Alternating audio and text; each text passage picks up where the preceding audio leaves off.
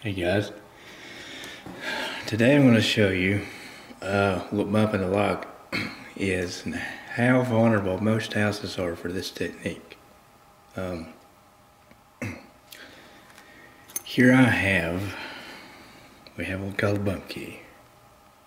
The teeth they look exactly the same in increments as far as the valleys and ridges in the key, compared to a factory key that looks something like this.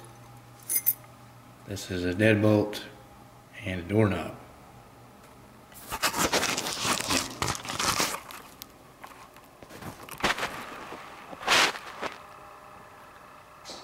This is how easy this technique is.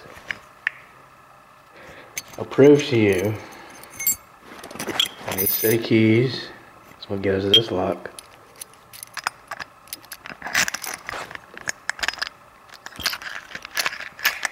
That locks it, or I'm sorry, that unlocks it, and that locks it back.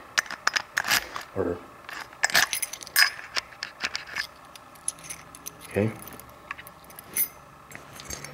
So you can see this type of key that I showed you does not turn the lock. See that? Does not turn. So you're sitting there thinking, well, how does it get in? Well, stick the key in, pull it out a notch. I'm going to get a screwdriver.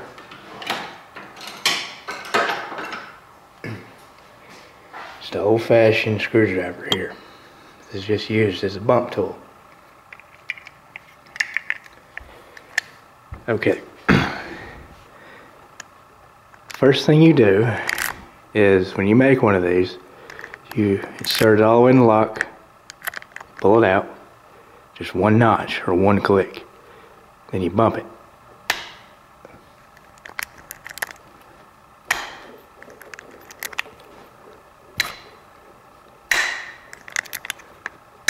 Take some practice.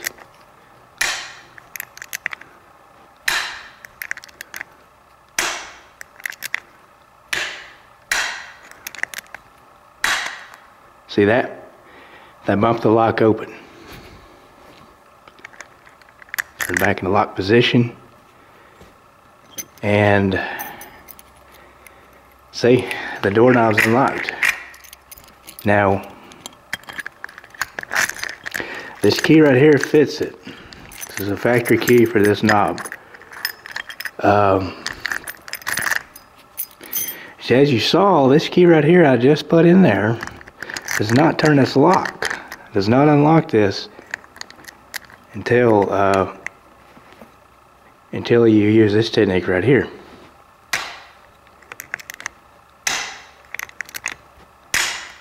See? It's that easy. This lock is not rigged. It's not rigged at all. That's how easy it is getting these doorknobs here. So you think you got a lot of security? No, you don't. Now these right here are more complicated. They can be done very easily with just a little bit of practice. As you can see, this key right here fits this knob or this lock. The plug will turn and turn and turn. You know, it controls the end of this. And so you know it's not rigged. This is the keys to that knob over there. Does not turn this lock at all.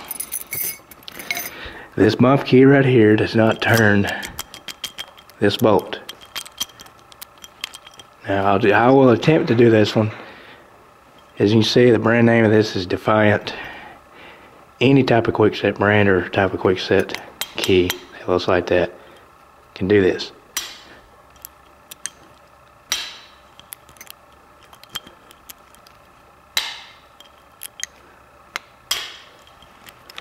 So you can see these are more difficult.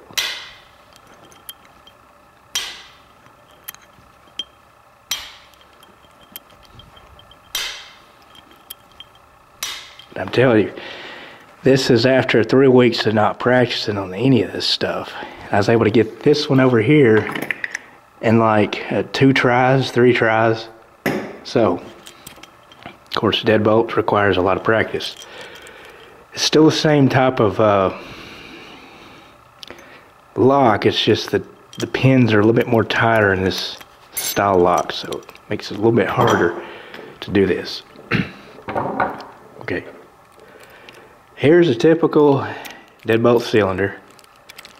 The pins have been taken out of the top plug right here, so this is free turning, but I use this as demonstration purposes to show you how a lock works and how this technique is used, and how just about every mechanical lock out there, whether it is an industrial lock or it's a deadbolt or it's simply a house lock, is vulnerable to this type of technique. I'll show you how to disassemble one of these.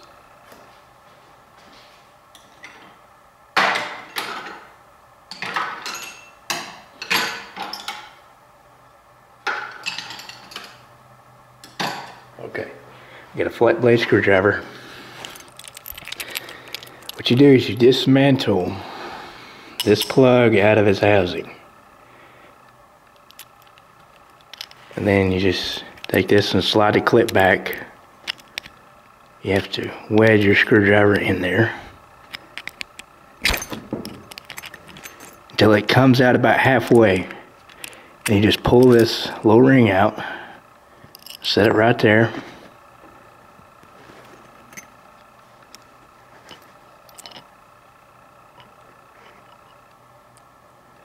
and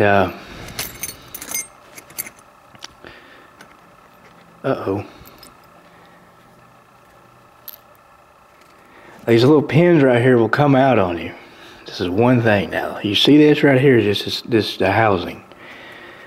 This right here is what you call, this is like your cylinder, this is considered your plug, or vice versa. I might have that wrong. Like I said, it's been a few weeks since I've done this, so. But a typical pin and tumbler lock is susceptible to this attack. Now, I'm going to show you, by using the original set of keys with this thing, how exactly a locksmith keys his tumblers, or he rekeys a lock. He'll take a cut key, any cut key is so, and he'll insert this all the way into the cylinder. And I don't know if you can see that or not, but each of those valleys and ridges right there is going to be showing right there by the shear line. And these little pins are rounded at the top. They look similar to kind of like the miniature bullet shells, but they're not. They're solid. Basically, they go back in just like this. As you place them back into the holes. So that one's too high, so we have to send it to the lower setting, which is probably back here to this first slot that this goes into.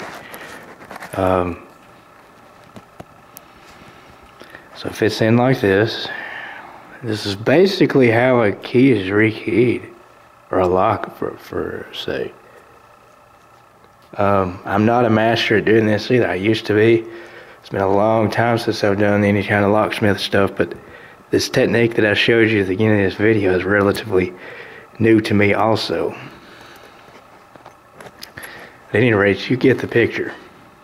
If you look inside this cylinder, you'll see that there's holes up in there. Okay, and this slides back in there, and as soon as you get everything, see, it's not repinned correctly because it's too shallow. Of course, the cylinder slides back in, and this clip goes back on the back here. Basically, in a pin and tumbler lock, the reason why this is so susceptible is because it's mechanical, and any type of mechanical devices like this can be manipulated. See, as soon as you put that clip back in, it's going to turn just like that. It's going to hold in there. Now these kind of locks are harder to rekey because